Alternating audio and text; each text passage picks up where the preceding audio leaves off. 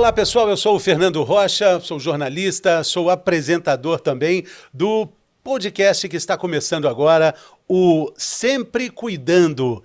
Esse é o primeiro episódio de uma temporada que vai acontecer durante todo esse ano de 2023. O videocast Sempre Cuidando faz parte do programa de suporte ao paciente da Servier, que é feito para apoiar você, o paciente que foi diagnosticado com alguma doença crônica, você que também quer recomeçar o seu plano de autocuidado, quer ser protagonista da sua vida nesse cuidado com a sua saúde. Aqui a gente fala sobre informação útil, sobre saúde e qualidade de vida. Um aviso importante é que, além do programa completo aqui no YouTube, você também pode ouvir os nossos episódios no seu serviço de streaming, onde você ouve música, você também pode ouvir o áudio desses episódios. A gente também está nas redes sociais, é só você procurar por Sempre Cuidando, que você vai encontrar também as melhores partes, os melhores cortes desses nossos episódios, que vão, durante todo o ano de 2023, distribuir, disseminar informação útil sobre saúde e qualidade de vida. Agora vamos lá então ao que interessa, vamos dar o pontapé inicial nessa nossa temporada de 2023. A gente vai escolher começar essa nossa trajetória falando sobre 3 doenças muito comuns. Certamente você conhece alguém que já foi diagnosticado com uma delas, talvez você também está vivendo essa situação de receber um diagnóstico de hipertensão, diabetes ou angina. Vamos falar de 3 doenças muito comuns na nossa população brasileira. Para isso, a gente tem 2 especialistas no assunto. Quem participa conosco nesse programa inicial é o Dr. Bruno Mioto e a doutora Natália Lupatini. 2 cardiologistas especialistas pela Sociedade Brasileira de Cardiologia vão tirar nossas dúvidas. Dá saudação para os 2. Muito bem-vindos, queridos. Obrigada. Tudo bem? Tudo bem, tudo Obrigado, jóia. Muito Fernando. obrigada. Prazer enorme estar aqui com você. Sempre te assistindo aí. Que bacana. Hoje A responsabilidade você. aumenta. A nossa responsabilidade é o pontapé inicial de uma longa jornada durante todo o ano de 2023, né? Exatamente. E eu também gostaria de enfatizar o que você disse, que o objetivo aqui é realmente trazer o paciente ao protagonismo, né, do tratamento da sua própria doença. E esse programa, Sempre Cuidando, da Servier, está possibilitando isso, né? Então, essa nossa conversa hoje, eu acho que vai ser muito esclarecedora para os pacientes. Exatamente. Entender que, com cuidado, com um auto-olhar, olhando para si mesmo, para si mesma com mais cuidado, é possível, né, doutor, ter uma qualidade de vida até superior a quem não tem alguns desses problemas, né? A partir do momento que a gente começa a olhar para o nosso corpo, seja pela motivação de um diagnóstico que seja, a gente acaba se engajando. E isso que você falou, eu também concordo com a Natália, a palavra protagonista me marcou na sua fala inicial, Fernando. Porque a partir do momento que o paciente se torna protagonista da sua saúde, a qualidade de vida melhora, porque ele começa a comer melhor, ele começa a fazer atividade física, a disposição aumenta, não tenho dúvida. Eu acho que protagonista é a palavra que eu destaco aí nesse começo. A gente vai falar muito sobre isso e por isso a gente escolheu essas três doenças crônicas que têm muitos pontos em comum, né? Angina, hipertensão e diabetes. É impressionante como elas se interligam, né? E a gente vai falar um pouco sobre isso. Queria começar com o doutor falando um pouco sobre essa combinação aí, doutor. Se a gente fala angina e hipertensão, elas quase que se completam no diagnóstico? Vou começar falando de hipertensão, Fernando. Hipertensão é um problema muito importante da gente tratar aqui, né? Para quem não sabe, popularmente a gente chama de hipertensão de pressão alta. Então, às vezes o paciente chega no seu consultório e fala, doutor, minha pressão está alta, ou você descobre isso numa medida de pressão. Pressão alta é extremamente prevalente na população brasileira como um todo. Se a gente for pegar os pacientes com mais de 65 anos, Fernando, mais ou menos 60% tem hipertensão. E a hipertensão, o que é a hipertensão? O que é a pressão alta? Ela se caracteriza por um aumento nos níveis da pressão arterial, das artérias, né? Então, normalmente a gente mede a pressão, normal tá 12/8, tá ótimo. A hipertensão é quando esses valores estão iguais ou superiores a 14/9, que o médico muitas vezes vai falar 140/90 milímetros de mercúrio. O mais importante da gente saber sobre pressão alta, Fernanda, é que essa é uma doença que a maior parte do tempo ela é uma doença assintomática. O paciente não sente nada com pressão alta, a não ser que ela suba muito rapidamente para níveis muito altos, ou já no final da doença, e aí vai entrar a angina, que a gente vai conversar mais para frente. Mas a pressão alta, muitas vezes, ela necessita de tratamento médico, porque isso vai prevenir complicações mais sérias depois de um tempo. E uma dessas complicações mais sérias é a angina. A angina, o médico chama isso de doença isquêmica do coração, né? É a principal causa de morte no mundo todo, tá? E a doença isquêmica do coração, ela demora a se manifestar. Ela depende de que o indivíduo seja exposto ao que a gente chama de fator de risco. O que é fator de risco? São outras condições, outras doenças crônicas que acabam ao longo do tempo levando à deposição de gordura, de colesterol nos vasos e levam ao entupimento dos vasos. Uma dos fatores de risco que faz com que eu desenvolva esses entupimentos é a hipertensão arterial. E aí chega um momento onde os meus vasos entupidos no coração, esse meu paciente, quando vai fazer um exercício físico, vai fazer uma caminhada, vai fazer algo mais vigoroso, ele tem um desconforto no peito, ele tem dor no peito. E é isso que é a angina, né? Esse desconforto torácico que acontece nesse paciente que tem esses entupimentos, que tem o que o médico chama de doença isquêmica do coração. Obviamente que tudo que a gente falou sobre mudança de estilo de vida é o que vai fazer com que eu proteja esses pacientes com hipertensão de desenvolver uma doença como essa. E paralelamente a isso, é óbvio que muitos casos, a grande maioria, vai necessitar de tratamento com remédio para controle da pressão.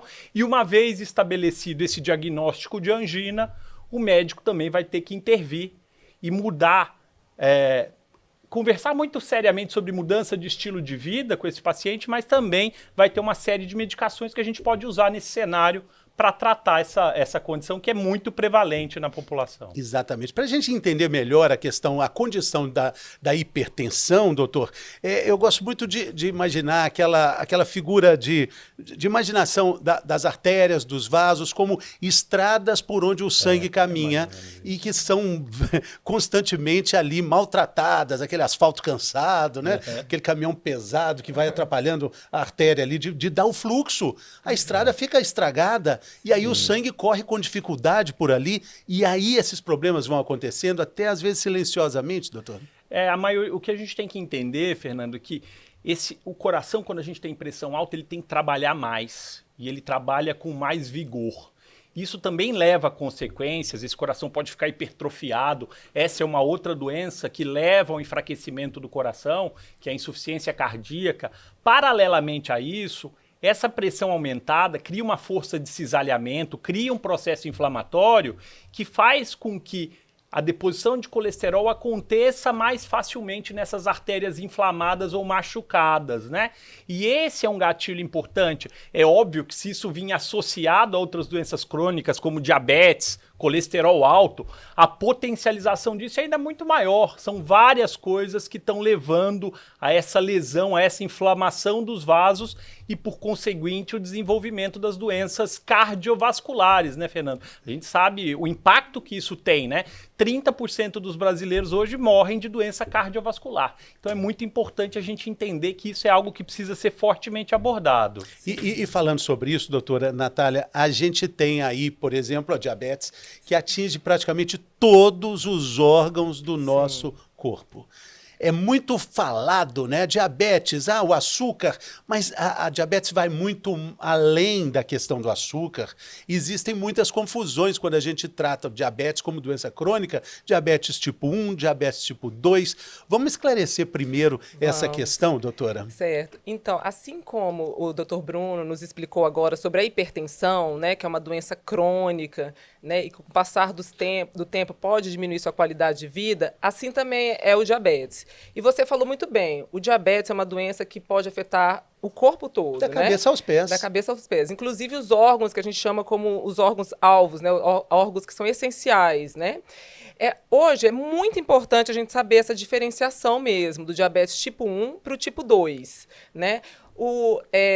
A Sociedade Brasileira de Endocrinologia, ela geralmente gosta que o paciente tenha esse conhecimento para poder entender sobre o seu próprio tratamento, né, e tentar mudar os hábitos de vida. O diabetes tipo 1, Fernando, geralmente ele começa na infância, o diagnóstico, né, feito na infância, e a gente observa que tem destruição das células do pâncreas, né, então a pessoa fica dependente mesmo do uso da insulina.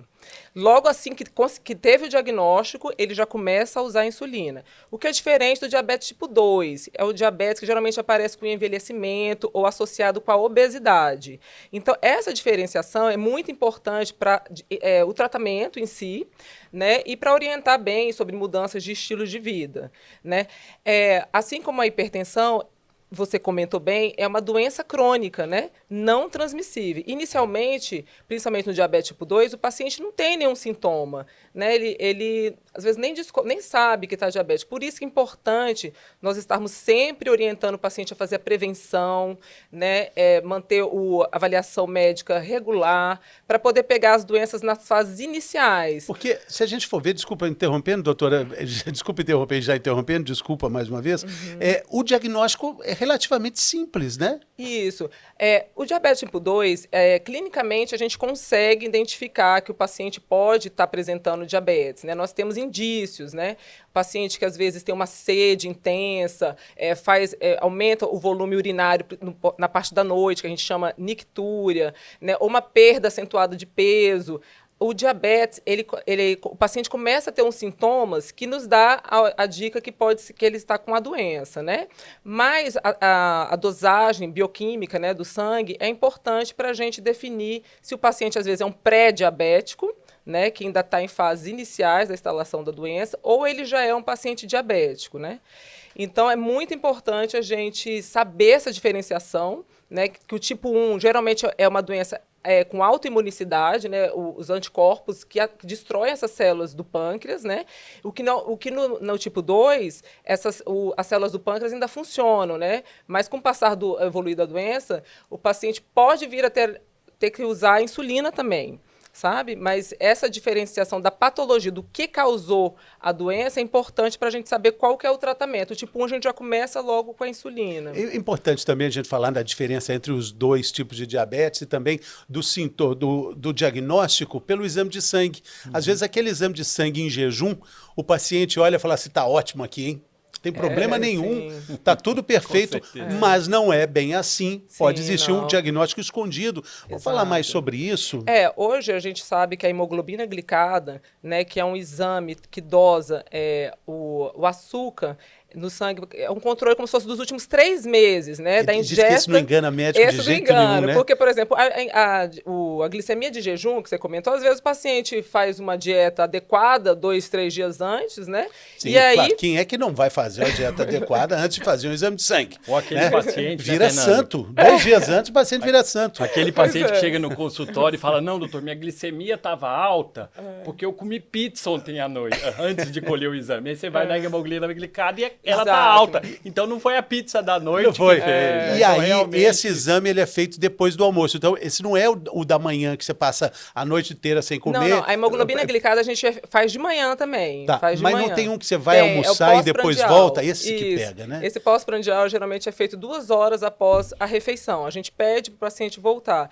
Essa a gente não costuma pedir tanto para o diagnóstico do diabetes, né? Para o diagnóstico, geralmente a gente usa a glicemia de jejum ou a hemoglobina glicada. Essa pós-prandial é importante para a gente acompanhar se a terapêutica, se o remédio que ele está usando está sendo adequado, Sim. né? E os hábitos também. E os hábitos. Os hábitos são muito importantes, que a gente está falando aqui de insulina, medicamentos, mas se o paciente não tiver bons hábitos, né? Cortar o açúcar, porque muitas vezes ele não sabe nem que tem diabetes, ele pensa que tem açúcar no sangue elevado. E é isso. O diabetes é o açúcar elevado no sangue. Vamos falar sobre isso, porque tem uma dificuldade grande, né, da gente entender.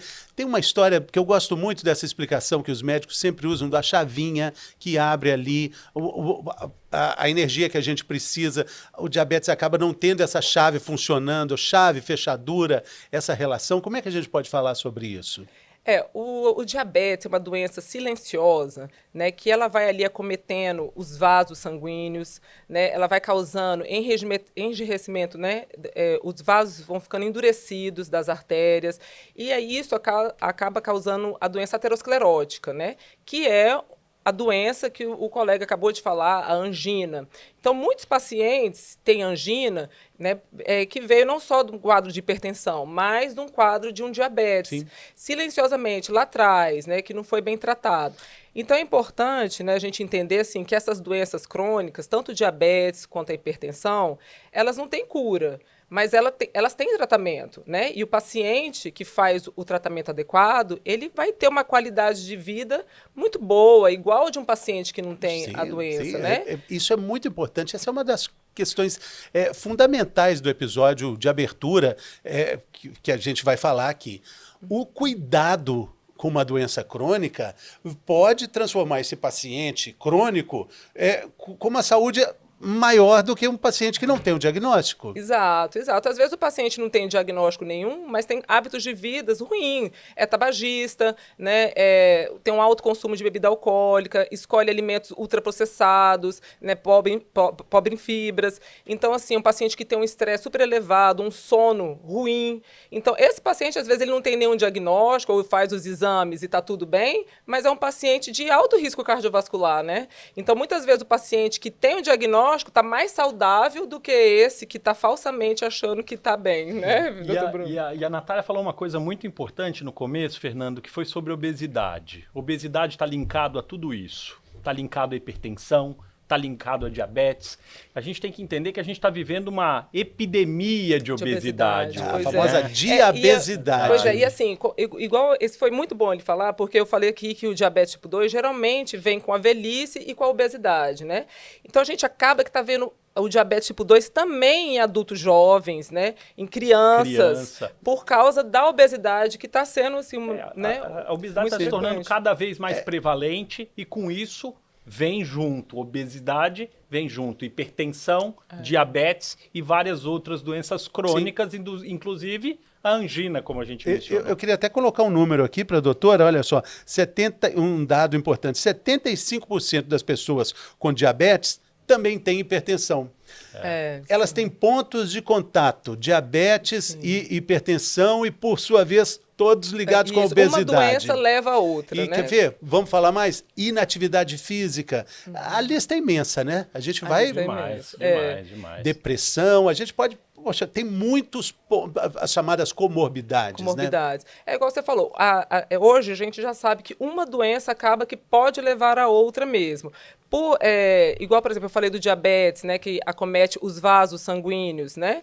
Então, nisso acaba que o vaso vai ficando mais endurecido, pode ter um aumento da pressão. O próprio diabetes também atua ali nos rins, piorando a função dos rins, dando a nefropatia diabética, e isso também acaba fazendo uma redução no controle da eliminação do sódio e da água. E aí acaba que aumenta a pressão arterial do paciente.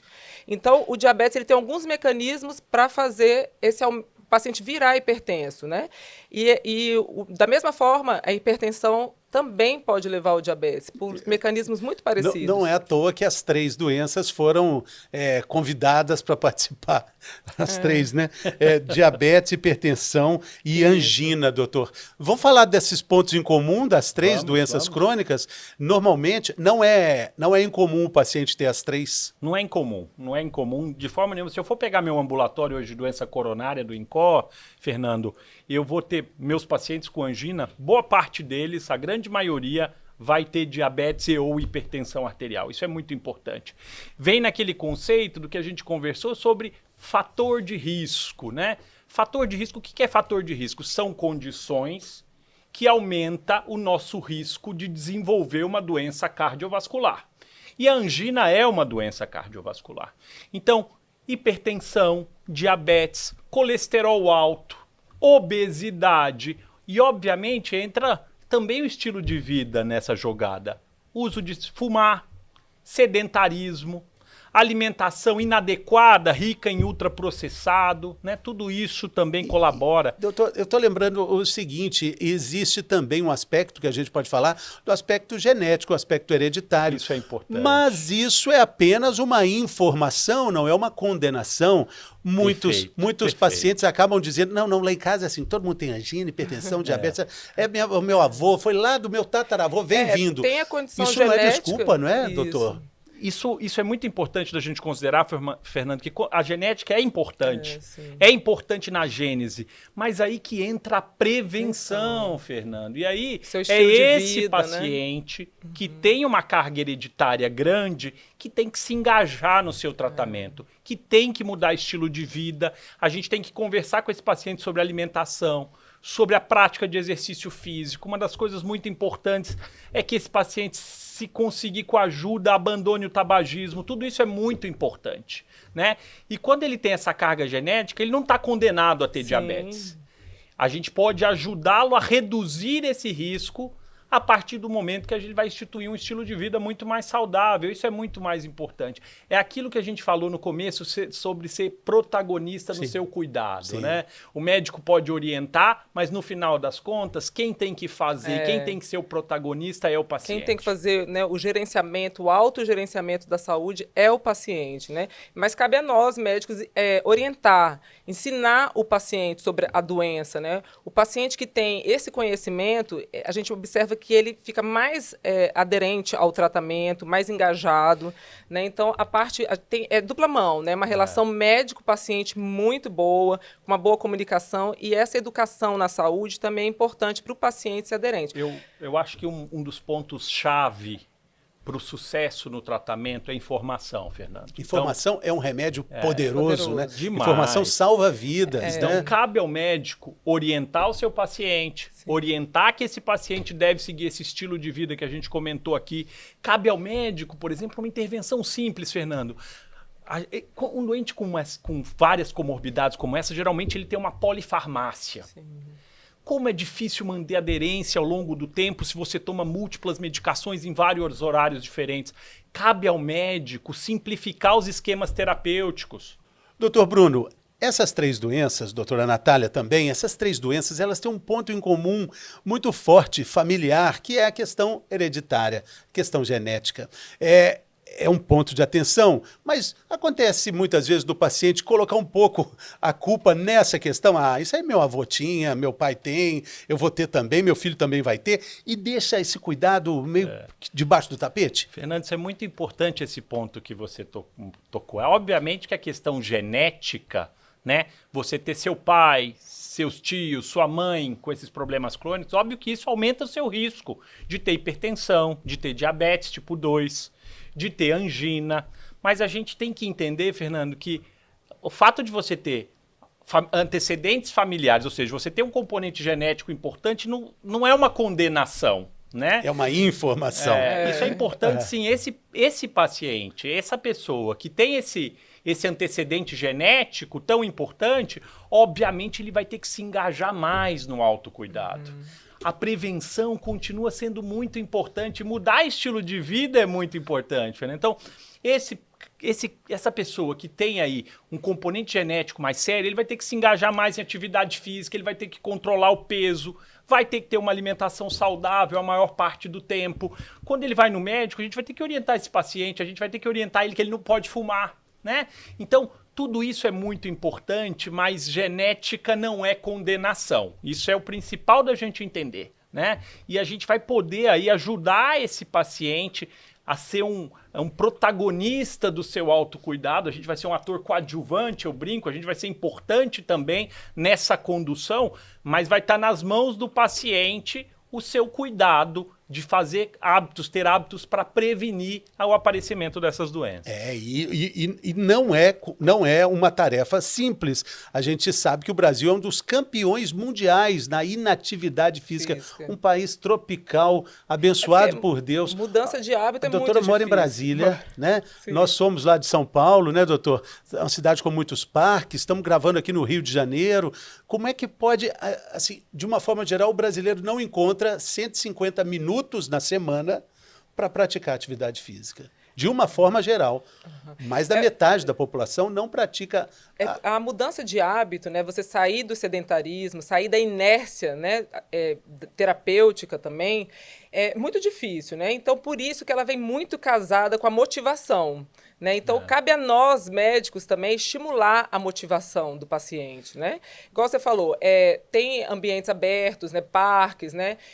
Tem pessoas que gostam de outros tipos de exercício, independente do tipo de exercício que a pessoa goste, elas estão ativa, né?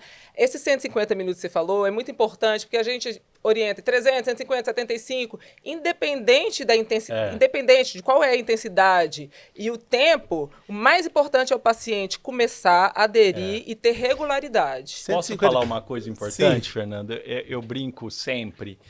Clarice Lispector disse que na mudança é mais importante a direção do que a velocidade. E aí, já dizia a tartaruga que correu com a lebre, né? E chegou em primeiro lugar, isso né? é muito importante. Eu sabia para onde estava indo. Porque muita gente se frustra que não consegue fazer atividade física todo dia, se desanima, não faz. A Natália falou uma coisa muito importante. Às vezes você não consegue fazer todo dia, mas se você consegue fazer 2 vezes por semana, já é muito bom. Claro, né? claro. Sair da inatividade. Supostamente as pessoas acham que é muito, 150 minutos por semana de atividade física. Então troca pelo celular. Então você vai ter 150 minutos de redes sociais no celular. É muito pouco. Verdade, Aí ficou pouco, né? Aí ficou pouco. Tudo é uma questão de prioridades, né? E Exato. quando a gente fala isso, eu queria considerar também o que a gente considera qualidade de vida, porque aí a gente avança para uma questão que é muito subjetiva. Um paciente que tem angina, por exemplo, tem uma relação diferente com a qualidade de vida, né, doutor? Vocês cardiologistas sabem disso. Isso é muito interessante. Né? Eu queria contar a história de um paciente nosso do ambulatório, Fernando, só para exemplificar Pois essa não, questão de qualidade de vida ser muito subjetiva. Esse paciente do nosso ambulatório, Fernando, ele era muito limitado porque ele tinha dor no peito. Ele não conseguia fazer muitas atividades, ele tinha dor no peito para tomar banho. Imagina quão ruim é a qualidade de vida funcionalmente de alguém, bem limitado, né? A gente, num programa muito sério, a gente conseguiu melhorar o tratamento dele. Primeiro, instituindo essas mudanças de estilo de vida, sob controle, melhorando também as medicações que ele tomava. E um dia esse paciente voltou no meu consultório e a grande felicidade dele, Fernanda, é que agora ele conseguia tomar banho sem ajuda e ele conseguia subir um lance de escada sem ter dor no peito. Olha como isso é importante, olha como isso melhorou a qualidade de vida dele. Então, obviamente, qualidade de vida é muito subjetivo, mas a gente tem muito a oferecer, não só para esse paciente que a gente está falando em prevenção, como orientação, mas a gente também tem muito a oferecer para o paciente mais grave, que tem mais sintomas, que é mais limitado, né? Então isso é muito importante a qualidade da gente de vida discutir. é muito importante se oferecer mesmo. Você vê o paciente que estava muito funcionalmente ali limitado, né? E melhorando, progredindo, ele vai sentindo que o tratamento, que a mudança que ele fez no estilo de vida dele trouxe benefícios para a própria saúde, né? Então isso é muito importante. Agora, em relação, a gente estava falando, quando que o paciente ele se sente motivado, né, a fazer essas mudanças, muitas vezes, Fernando, nas doenças crônicas não transmissíveis, que a gente estava falando, diabetes, hipertensão, a gente inicialmente tem que começar um tratamento e o paciente, ele, para sentir aquela motivação, tem aquelas fases que a gente consegue ver direitinho, uma pré-contemplação. Ele pergunta, será que eu tenho mesmo essa doença? Né? Depois ele vai para uma segunda fase, contemplação. Realmente eu posso ter a hipertensão e o diabetes, né? Depois ele começa a planejar uma ação, iniciar o tratamento, e ali a gente tem que estar sempre estimulando o paciente com feedbacks positivos, né? Que bom que o senhor começou um exercício, né? Não só ver ali coisas que muitas vezes ainda tem que ser ajustadas, né? E lembrar que às vezes tem as recaídas, né? Às vezes o paciente está num programa de obesidade, perdeu peso, mas pode acontecer dele ter a recaída e a gente está sempre no feedback positivo para ele voltar para aquilo, né? Porque a manutenção, às vezes, é muito difícil também a gente ter a manutenção. O que a gente não quer é a descontinuidade, né, do tratamento, tanto medicamentoso, quanto a mudança do estilo de vida. Que ele mude os hábitos e que isso seja permanente, né? Para trazer qualidade de vida. Porque eu imagino que para vocês, doutores, o momento do diagnóstico talvez seja um momento muito difícil. É o diagnóstico de uma doença crônica que vai acompanhar o paciente por toda a vida, ele vai ter que ter atenção muito grande com relação a isso, e o paciente precisa de um apoio ali, a família. Isso. A geladeira tem que entrar nessa jogada também, né? A geladeira tem que estar junto dele, né? É muito difícil, assim, porque os pacientes, eles conseguem visualizar tratamentos para as doenças agudas, né? As doenças agudas, por exemplo, uma amidalite, uma pneumonia, que é uma coisa ali geralmente abrupta, rápida, autolimitada. As doenças crônicas, que podem ser transmissíveis ou não, no nosso caso que a gente está comentando aqui são as não transmissíveis, né? Diabetes, hipertensão, angina, muitas vezes o paciente, ele não entende que precisa desse tratamento para prevenir complicações lá no futuro. Porque, às vezes, ele está sem sintomas, né? Conforme você falou do seu consultório, eu costumo ver muito no meu, assim, por exemplo, um paciente veio para um check-up, não tem sintoma nenhum. Ou veio fazer um periódico da empresa, também sem sintomas. E durante a avaliação, durante os pedidos de exames e retorno às consultas, foi identificada uma hipertensão. Esse paciente que não tem sintoma, eu costumo ver que ele geralmente não adere ao tratamento. É mais difícil. Agora, aquele que veio para a consulta já com, por exemplo, uma nucalgia, que é dor na nuca, uma dor de cabeça, que às vezes pode estar relacionada à hipertensão, ele veio já com algum sintoma e ali é feito o diagnóstico, esse paciente geralmente ele é mais aderente ao tratamento. Se o paciente não sente nada, e boa parte dessas doenças crônicas, principalmente nesse início, Fernando, no diagnóstico, por exemplo, o paciente com hipertensão, muitas vezes ele não sente nada mesmo. Doutora, eu queria só fazer um difícil. parênteses para o senhor falar algo que a doutora Natália disse também, só complementar, sintomas de pressão alta. Existe um consenso popular de que sintomas clássicos de pressão alta que, na verdade, não são muitas vezes condizentes com isso. Não, na maioria das vezes, Fernando, na maioria das vezes pressão alta não dá sintoma. Quando pressão alta vai dar sintoma? Quando ela sobe muito abruptamente, ou seja, se a pressão sobe muito rapidamente em níveis muito altos, a gente pode ter sintoma relacionado a isso. Ou na fase mais tardia da doença. Quando começa a aparecer, por exemplo, as obstruções nos vasos. E aí o paciente hipertenso, que não se cuidou a vida inteira, começa a ter angina, começa a ter dor no peito. Fora isso, aquele paciente hipertenso que está aí andando na rua, muitas vezes ele não tem sintoma nenhum. Raramente ele pode ter um pouquinho de dor na nuca, um pouquinho de cefaleia, um pouquinho de tontura, mas isso é raro, Fernando. A maioria das pessoas que tem dor de cabeça e que vai lá e mede a pressão está alta, não é a pressão que levou a dor de cabeça, é a dor de cabeça que aumentou a pressão. É aquela história, o que veio primeiro, o ovo ou a galinha, né? Porque o nosso corpo, nossa pressão, ela nunca é a mesma o tempo todo. O paciente hipertenso, ele vai ter a pressão arterial mais alta a maior parte do tempo. É sustentado, né? Isso. É uma hipertensão sustentada. Agora, eu não. Se eu tiver uma dor de cabeça, uma dor aguda, se eu fizer exercício, a minha pressão vai subir. Sim. E aí, quando eu terminar o exercício, por exemplo, depois de alguns minutos ela volta para o nível normal. Então, é muito importante entender sobre isso, né? Então, eu recebo muito no meu consultório, paciente, eu fiquei nervoso, eu fui medir, minha pressão estava muito alta, eu vim aqui no senhor. Muito provavelmente a pressão aumentou pela ansiedade. Então, na hipertensão, na pressão alta, esses níveis de pressão estão altos a maior parte do tempo. Sim. E é difícil até o diagnóstico, porque existem vários fatores que fazem a pressão subir. Um deles é até o que vocês estão usando aí, o jaleco, o paletó branco, né? Sim. Isso também aumenta a pressão para o paciente, que é uma hipertensão, né? Que a gente chama do avental, do jaleco branco, né? Só a simbologia ali do consultório já aumenta a pressão. É por isso que a gente costuma orientar o paciente a automonitorização, né? Que a gente chama de ter um mapa, né? Que é aquelas medidas 24 horas da pressão. Isso pode ser feito, mas o AMPLA, que é o paciente fazer a própria automedida e ir registrando isso, tira ele do ambiente ali médico, né, do avental, ambientes estressores, e muitas vezes nos reproduz adequadamente como é que está essa pressão do paciente. 3 vezes? O paciente que vem no consultório, Fernando, a gente tem que orientar ele muito bem como vai fazer essas medidas da pressão. Igual você falou, 3 vezes. Então, como é que funciona? A gente tem que explicar para ele. Não é simplesmente vai lá e mede a pressão e anota no papel. Então, a medida correta que ele vai fazer em casa são 3 medidas mesmo, Fernando. Então, ele vai sentar num lugar confortável, pés no chão. Ele vai fazer repouso por 3 a 5 minutos.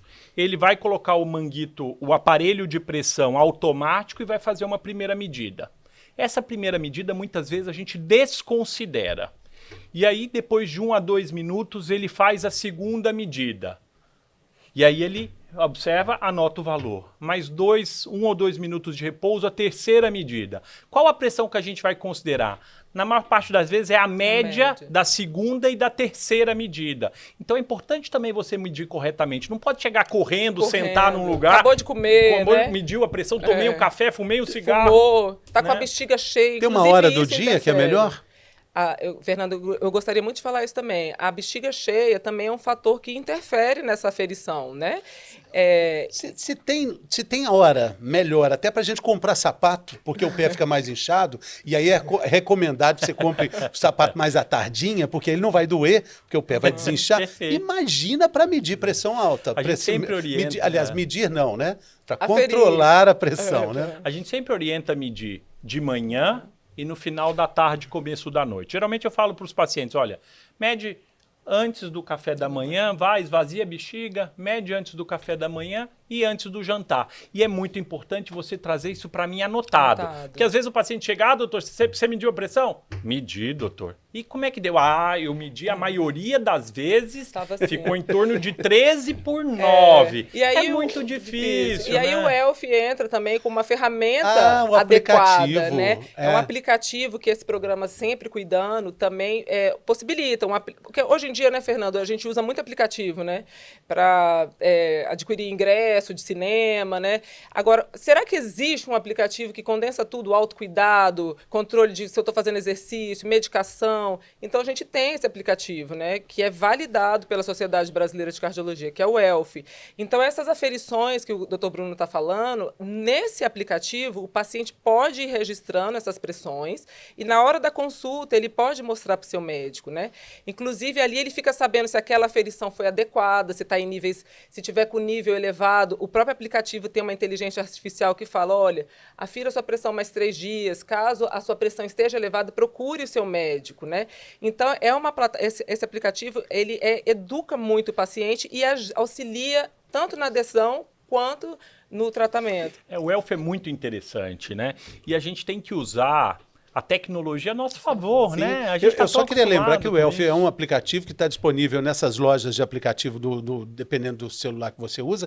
Ele é gratuito, ele tem informações muito importantes para esse controle, até mesmo para quem não tem hipertensão, para quem quer se cuidar melhor, né? Exatamente. Porque ele marca os passos, ele controla também o uso de medicamentos, né? Isso. Eu baixei... Dá dica de receita saudável. Tem um monte dica de receita. legal. Ele só não cozinha, né? Não vai para... Ele próprio não cozinha.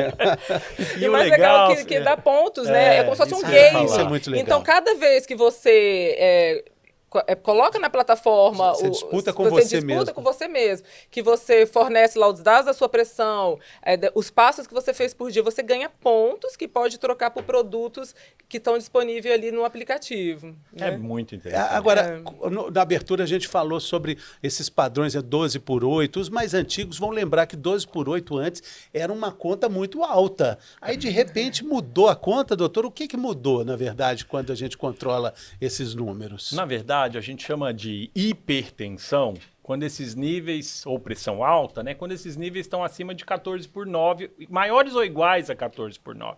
Obviamente que ainda tem uma faixa aí meio que de penumbra, né? Tem o que a gente chama de normal alto, que é aquele indivíduo que tem uma pressão um pouquinho mais alta, mas não chega aos 14, uma pressão acima de 130, né? De 13. Obviamente, quanto menor a pressão, Fernando, melhor é. É uma reação, a gente brinca que é linear. Quanto mais a pressão aumenta, maior o meu risco e maior a incidência de doença cardiovascular, né? Então, obviamente que esse foi o número que a gente escolheu, né? E 12/8 é muito próximo do que a gente chama de pressão ideal mesmo, né? Sim. Obviamente que ter pressão mais baixa que isso, se você não tiver nenhum sintoma, ótimo, né? Mas a gente vai chamar de hipertenso aquele paciente que tem mais ou igual a 14/9, 140/90 milímetros de mercúrio. E esse controle é muito importante, principalmente, agora fazendo um alerta para os magros abençoados, que são magros mesmo. E quando eu fazia o programa Bem-Estar, muita gente escrevia falando, o que eu faço para... Eu quero engordar. E os médicos diziam, reza, agradece a Deus, você é magro. Que isso. bom, aleluia. Tem uma circunferência abdominal tranquilo, né? Mas a pressão alta também pode ser um problema para para essas Pra pessoas. sim. Né? Sim, sim. Magros também têm pressão alta. Tem. A gente falou muito de obesidade, de É, por obesidade isso, está nós estamos linkado falando a de isso. diabesidade, nós estamos falando dessas Pois é, correferências, né? exatamente. Mas é óbvio que a obesidade aumenta o risco. Mas tem paciente magro que vai ter hipertensão arterial, ele também precisa desse mesmo cuidado. E se ele ganhar peso, a tendência é piorar ainda mais. Ainda Né? mais, é. Então, às vezes é difícil você abordar esse paciente, porque esse paciente chega no seu consultório e fala, mas eu faço tudo direito, eu como bem, eu faço atividade física, eu sou magro e tenho pressão alta. O componente genético pode ser importante. É importante a gente também incentivar a prática, essa mudança de estilo de vida nesse tipo de paciente também, mas muito provavelmente esse paciente que já faz tudo certinho vai precisar de remédio, né? E aí ele vai entrar e o médico vai ser um parceiro dele nesse tratamento. Para a gente caminhar aqui para o fim dessa conversa fantástica que a gente está tendo aqui nessa abertura de Mas temporada. Não, mas ainda tem essa pergunta. Eu queria falar da rede de apoio. A gente falou do diagnóstico, a gente falou do impacto no paciente, mas eu queria falar dessa importantíssima rede de apoio que é a família, que é quem está do lado, é quem vai ajudar nessa adesão ao tratamento.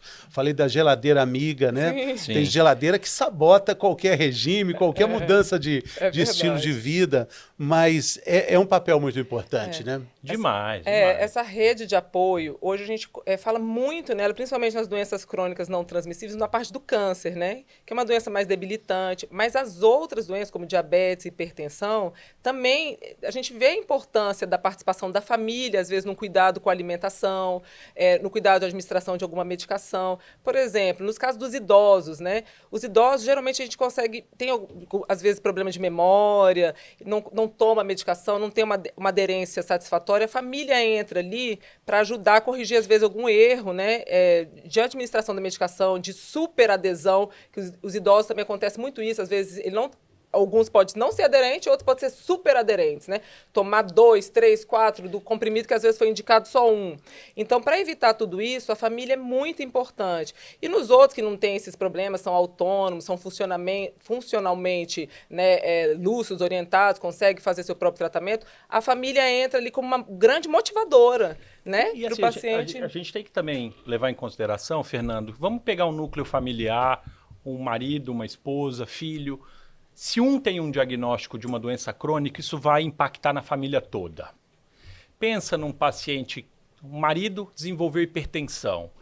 Então, quando a família vai preparar a comida, aquela comida naturalmente vai ter que vir com menos sal, a gente vai ter que fazer escolhas mais saudáveis. Sim. Então, a família tem que estar engajada no tratamento. Exato. Então, é muito importante a informação da família toda. Todos têm que participar do tratamento.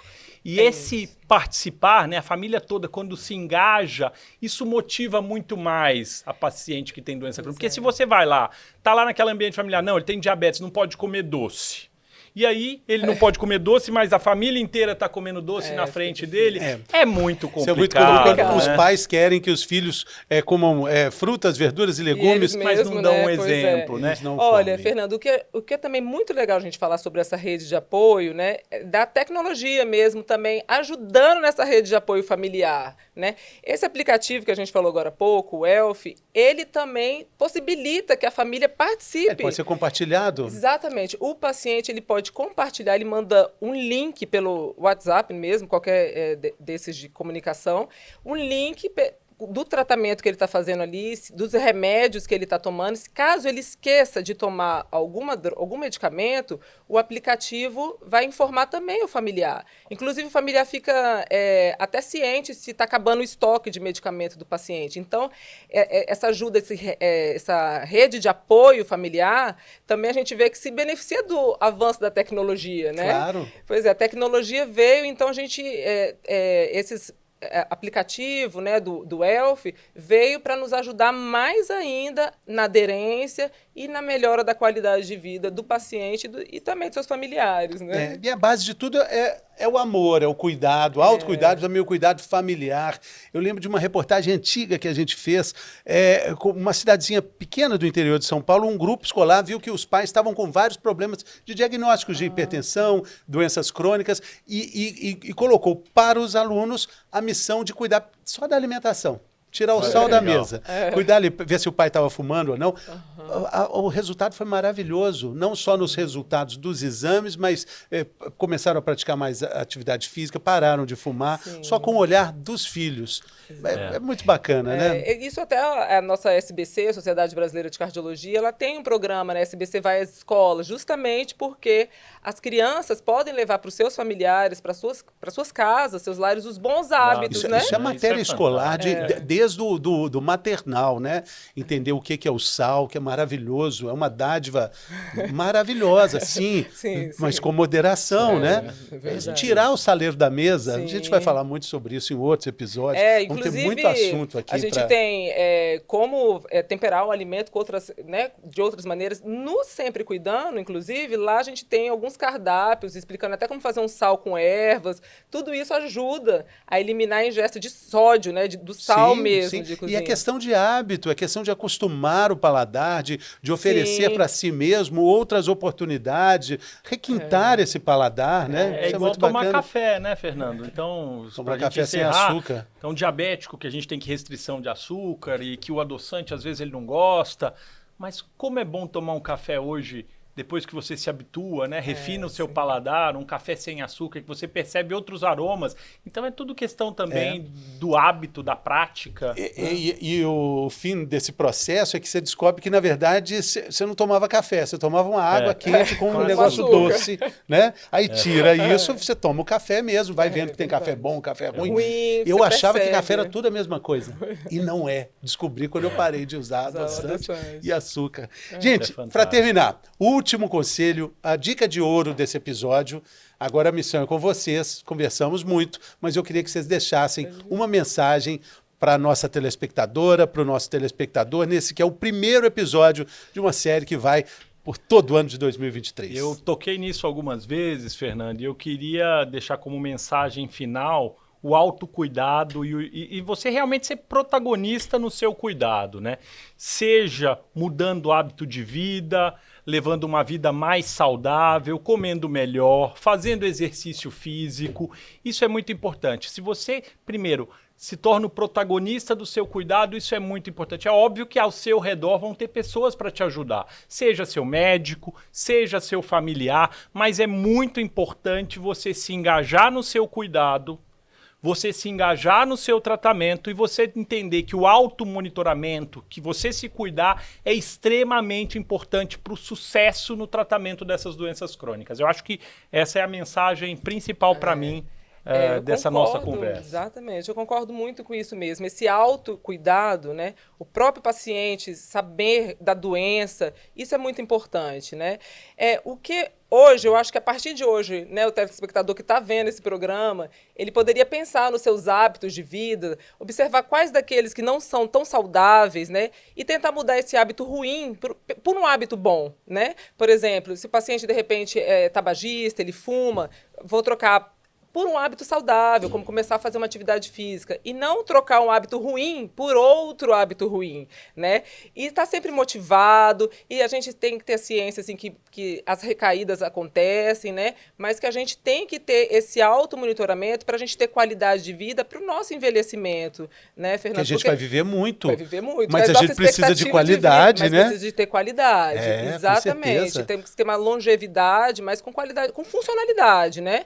Com boa qualidade de vida, estando lúcidos, orientados, podendo nos locomover. Então, tudo isso é importante. Então, depende de nós, né? O paciente assumir, né, esse protagonismo mesmo, né? Esse agir, esse entendimento. E, no caso de dúvida, levar ao seu médico, questionar, tirar as dúvidas com o seu médico. Essa empatia, né?